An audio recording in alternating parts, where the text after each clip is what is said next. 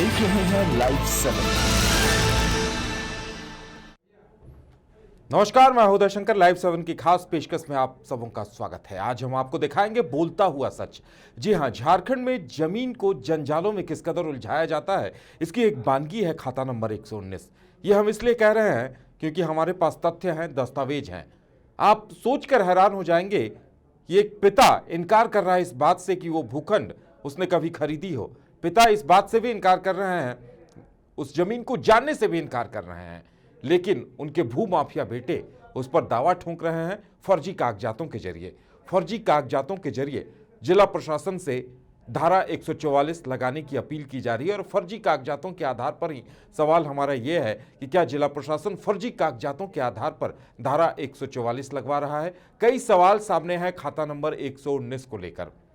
खाता नंबर 119 की सच्चाई जैसे जैसे सामने आ रही है, एक वानगी पेश हो रही है कि किस तरह से जमीन को जंजालों में उलझाया जाता है, किस तरह दस्तावेजों में हेर फेर किए जाते हैं और जो मूल मालिक होते हैं वो तारीख पर तारीख के दलदल में इस कदर धंसते जाते हैं कि वहां से उबरना मुश्किल हो जाता है। एक पेंच से निकलते नहीं है कि दूसरा पेंच सामने आ खड़ा होता है। यही होता आया है अभी तक खाता नंबर 119 को लेकर।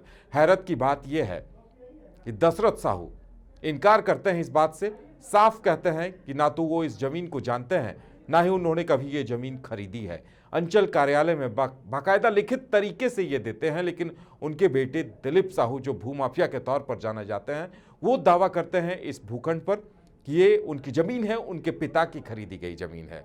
और ऐसा ही कुछ गणेश साहू के पुत्र चूड़ामन साहू के नाम पर भी होता है। गणेश साहू और उनके बेटे किशोर साहू अंचल कार्यालय में ये लिख कर देते हैं कि वो इस भूखंड को नहीं जानते, ना ही इस भूखंड से किसी तरह का कोई वास्ता रहा है। लेकिन चूड़ामन साहू के बेटे कुमार जोगेंद्र लाइव 7 के कैमरे पे तो ये कहते हैं कि वो इस भूखंड को नहीं जानते, ना उनके पिता की कोई जमीन है, लेकिन उनके नाम से धारा 144 के लिए आवेदन दिया जाता है और वो स्वीकृत भी हो जाता है। इस तरह से तमाम ऐसे बड़े बड़े राज एक के बाद एक बेनकाब हो रहे हैं खाता नंबर 119 को लेकर। बहरहाल एसआईटी जांच कर रही है, मामला न्यायालय में है। दूध का दूध और पानी का पानी तो होना ही है, लेकिन जो कुछ यहां होता नजर आ रहा है वो हैरान करने के लिए काफी है।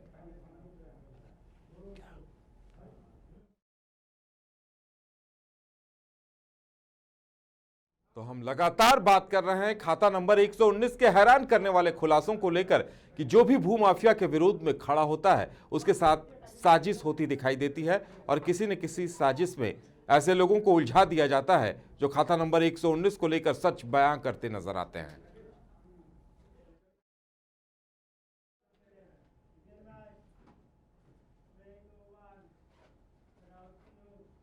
तो आज हम आपको बोलता हुआ सच दिखाएंगे कि किस तरह से कैमरे पे एक शख्स इनकार कर रहा है कि वो जमीन उसकी है। कैमरे पे तो वो इनकार कर रहा है, लेकिन दस्तावेजों के जरिए धारा 144 लगाने के लिए आवेदन भी कर रहा है। दिखाते हैं हम आपको पूरी रिपोर्ट। पहले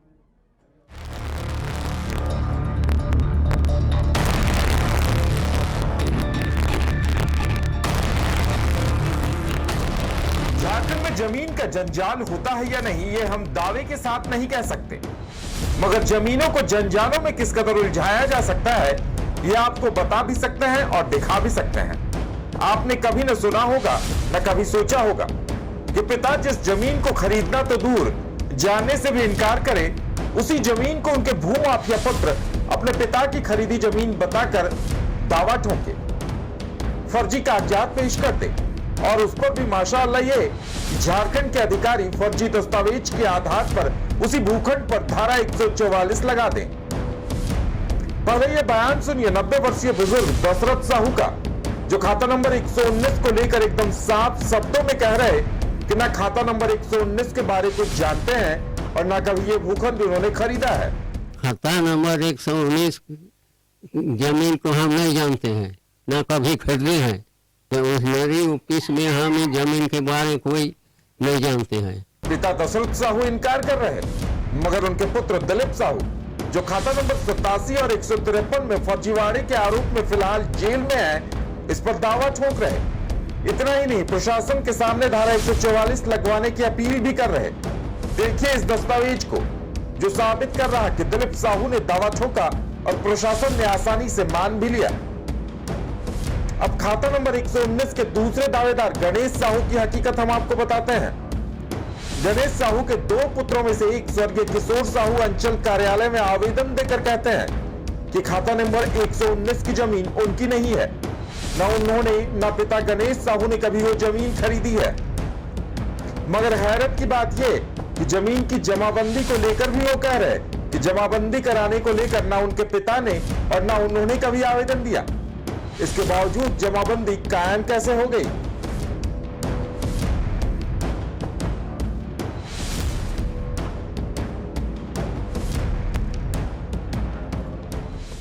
वहीं गणेश साहू के दूसरे बेटे चूड़ामन साहू भी खुद कैमरे पर यह कह रहे कि रांची में उनकी कोई जमीन नहीं है। सुनिए जरा गौर से।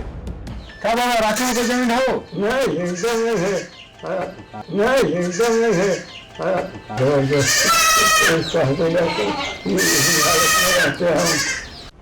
इतना ही नहीं, उनके पुत्र और पुत्री भी खाता नंबर 119 तो दूर रांची में जमीन होने की बात से ही इनकार कर रहे। उल्टे घर की अवस्था दिखाते कह रहे कि अगर रांची में जमीन होती तो इस कदर बदहाली में जीवन नहीं गुजारते। हम नहीं जानते हैं, ये तो करीब 5-6 साल से घर में बैठे हुए हैं।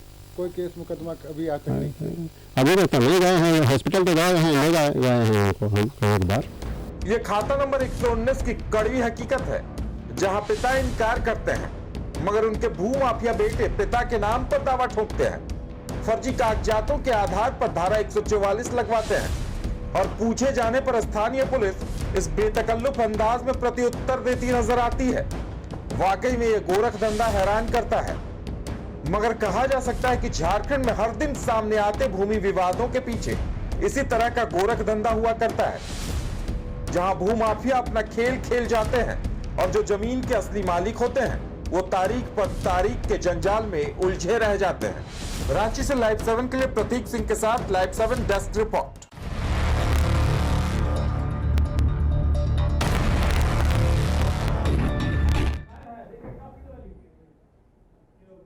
तो सुना आपने किस तरह से ये गोरख धंधा चल रहा है। पिता इनकार करते हैं, कैमरे पे वो शख्स इनकार करता है, लेकिन धारा 144 लगाने के लिए आवेदन उसी शख्स की तरफ से दिया जाता है और कैमरे पे वो शख्स इनकार करता नजर आता है। ये तथ्य हैरान करते हैं क्योंकि पिता इनकार करे और उनके पुत्र कहें कि ये हमारे पिता की ही खरीदी हुई जमीन है, इस नाते हमारा दावा बनता है, जबकि पिता लिखित तौर पर अंचल कार्यालय में ये दे रहे हैं। किशोर साहू का हम आपको दिखा रहे थे कि आवेदन अंचल कार्यालय में उन्होंने ये लिख कर दिया है कि इस जमीन की जमाबंदी के लिए उन्होंने कोई आवेदन नहीं दिया था। अगर वाकई में ऐसा होता है कि कोई शख्स आवेदन भी ना दे और बाद में शपथ पत्र दायर करके ये कहे कि हम उस भूखंड को नहीं जानते और हम वहां कोई दावा नहीं बनता और ना ही म्यूटेशन के लिए हमने आवेदन दिया था, तो क्या सवाल ये उठता है कि क्या ऐसे में अंचल कार्यालय को या अधिकारियों को नहीं चाहिए कि वो उसकी जमाबंदी रद्द कर दें? कई सवाल ऐसे सामने हैं, उन्हीं के जवाब तलाशेंगे हम। ज्यादा जानकारी के लिए हमारे साथ हमारे संवाददाता प्रतीक जुड़े हुए हैं। प्रतीक, ये तथ्य बड़ा हैरान करने वाला है कि कुमार जोगेंद्र कैमरे पे कहते हैं कि वो खाता नंबर 119 को नहीं जानते, ना ही उनके नाम से जमाबंदी है, ऐसी कोई जमीन उनकी नहीं है, लेकिन उनके नाम से धारा 144 लगाने के लिए आवेदन दिया जाता है। जी प्रतीक। जी बिल्कुल, आपने सही कहा कि उनके जो पुत्र है, चूड़ामन साहू के जो पुत्र है योगेंद्र, उनका साफ कहना था कि वो कोई केस या कोई भी थाने में FIR दर्ज नहीं किया है कि उस जमीन पे 144। यहाँ तक कि वो खुद कह रहे हैं कि उन्हें कुछ पता नहीं है कि रांची में उनकी कोई ज़मीन है और उसकी जानकारी तक उनको नहीं है। जैसा कि उनके पिता ने भी कहा कि रांची में कोई मेरा ज़मीन नहीं है उनकी। और योगेंद्र की बहन भी कह रही है कि अगर रांची में ज़मीन होता तो इस फटे हाल में रहते। तो जाहिर सी बात है, ये जो गोरख धंधा जो भूमाफिया लोग करते हैं, किसी का सिग्नेचर, किसी का नाम लेकर कहीं भी कोई आवेदन डाल दिया जाता है और जो अगर हकीकत देखा जाए तो जिसके नाम से यह आवेदन डाला जाता है उसे इस बात का पता ही नहीं रहता है कि उसके नाम से आवेदन डाला गया है। और यही वजह है कि दिलीप साहू और संजय साहू अभी जेल की हवा खा रहे हैं, जो कि माफिया हैं। और अभी भी जब से लाइव 7 ने खाता संख्या 119 की पड़ताल जारी की तो परत दर परत सारी हकीकत सामने आ रही है और किस तरह से फर्जीवाड़ा हो रहा है इस ज़मीन में, उसकी हकीकत लाइव 7 साफ दिखला रहा है।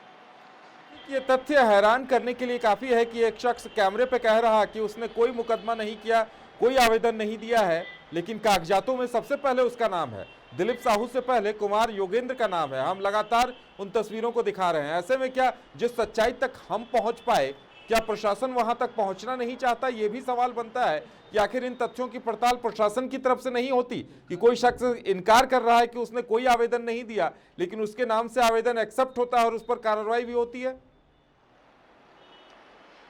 बिल्कुल आपने सही कहा उदय, क्योंकि एसआईटी की टीम जरूर गठित हुई है। एसआईटी की टीम को भी ये इन सभी बातों को देखना चाहिए, या फिर जिसके नाम से केस दर्ज हुआ है, खासतौर पर योगेंद्र साहू, कुमार योगेंद्र, उनके गांव हम लोग गए, पड़ताल किए। उनके पिता से हम लोग ने मिले जिनकी उम्र कम से कम 95 साल है।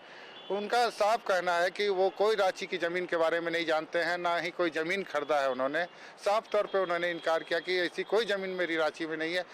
जिस कुमार योगेंद्र की बात आ रही है कि जिन्होंने मुकदमा दायर किया है, वो खुद हैरान है कि मेरे नाम से कैसे कोई केस कर सकता है, और मैंने कोई ऐसी अर्जी डाली ही नहीं।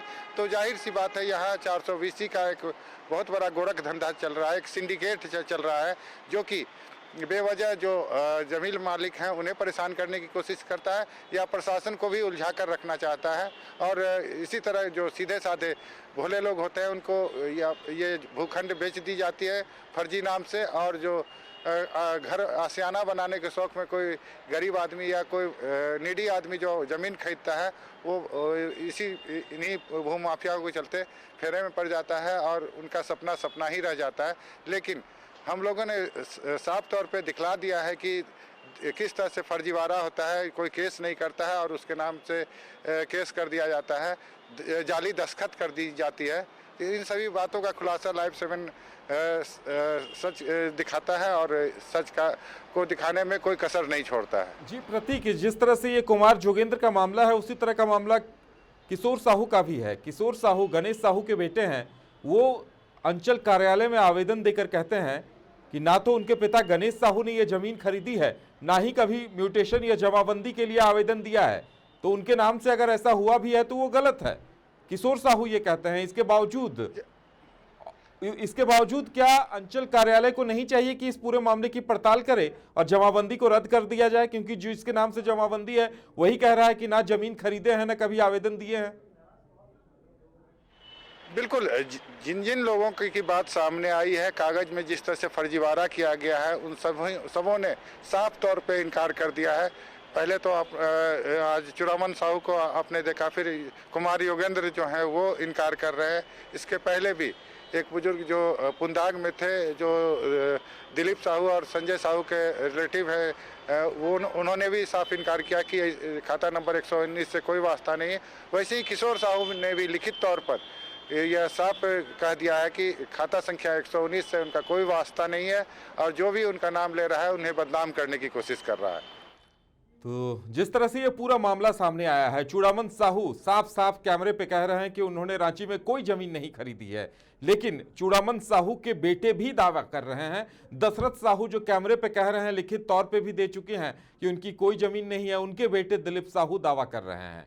तो वाकई में ये तथ्य हैरान करते हैं। प्रतीक, जिस सच्चाई तक हम लगातार पहुंच रहे हैं, इस सच्चाई तक तो उन अधिकारियों को भी पहुंचना चाहिए और सवाल इसी तरह से सामने आने चाहिए जैसा लाइव 7 खड़े कर रहा है। बिल्कुल उदय, क्योंकि लाइव 7 की टीम ग्राउंड जीरो तक जाकर रिपोर्टिंग की है, और इसी तरह अधिकारियों को भी हरकत में आनी चाहिए और ग्राउंड जीरो पे जाके हकीकत देखनी चाहिए, ताकि दूध का दूध, पानी का पानी साफ हो जाए और जो भी घोटालेबाज हैं उनका पर्दाफाश हो जाए। यानी साफ साफ प्रतीक निष्कर्ष पर पहुंचा जा सकता है कि खाता नंबर 119 को लेकर किस तरह से पेंच दर पेंच लगाए गए हैं और पूरे मामले को उलझाया गया है। यानी जो शख्स, फिलहाल अगर अभी बात की जाए, धारा 144 वहां लगा दी गई है, लेकिन जिसके आवेदन पे, जिस नाम से आवेदन है, जो फर्स्ट पार्टी बन के जिसने 144 लगाने की मांग की है, वही कैमरे पे कह रहा है कि मैं उस जमीन को नहीं जानता और ना मैंने कोई आवेदन दिया है। ये तो बिल्कुल हैरान करने वाला तथ्य है। जी बिल्कुल उदय, ये काफ़ी चौंकाने वाली बात है कि जिस शख्स के नाम से आवेदन दिया जाता है और उसके बिना पे 144 लागू होती है, वो कुमार योगेंद्र कैमरे पे साफ कहता है वो कोई ज़मीन के बारे में नहीं जानता है, कोई केस मुकदमा के बारे में नहीं जानता। तो साफ जाहिर होता है कि कुमार योगेंद्र का नाम बदनाम करने की साजिश है और साथ ही साथ उसकी कुमार योगेंद्र का फर्जी दस्तखत लिया गया है, जबकि बाप, बेटे और बेटी तीनों साफ इनकार करते हैं कि रांची में कोई उनकी ज़मीन है या भूखंड है। चलिए प्रतीक, हमारे साथ जुड़ने के लिए, तमाम जानकारी देने के लिए आपका बहुत बहुत धन्यवाद। तो ये खाता नंबर 119 की कड़वी हकीकत है, तल्ख सच्चाई है जो हम आपको दिखा रहे हैं कि धारा 144 लगा दी जाती है जिस शख्स के आवेदन पर वो लाइव 7 के कैमरे पे कहता है कि ना तो वो उस जमीन को जानता है, ना ही उसने किसी तरह का कोई आवेदन दिया है, ना ही दस्तखत उस पर उसके हैं। तो ऐसे में सवाल ये उठता है कि मुकदमा दायर कैसे होता है, कार्रवाई कैसे होती है, कई सवाल ऐसे हैं। तो हम हर दिन इसी तरह से खाता नंबर 119 की पड़ताल करते रहेंगे और आपके सामने नए नए तथ्य उजागर करते रहेंगे और ये साबित करते रहेंगे कि किस तरह से जमीन के जंजाल को बुना जाता है, जमीन का जंजाल तैयार किया जाता है। जो जमीन एक साफ सुथरी जमीन होती है उसे किस तरह से विवादित बनाया जाता है, इसकी एक नजीर है खाता नंबर 119। और खाता नंबर 119 के जरिए यह साबित होता है कि एक अच्छे भले जमीन को विवादित बना दिया जाता है और भूमाफिया पिता के इनकार के बावजूद भूमाफिया बेटे उस पर दावा ठोंकते रहते हैं।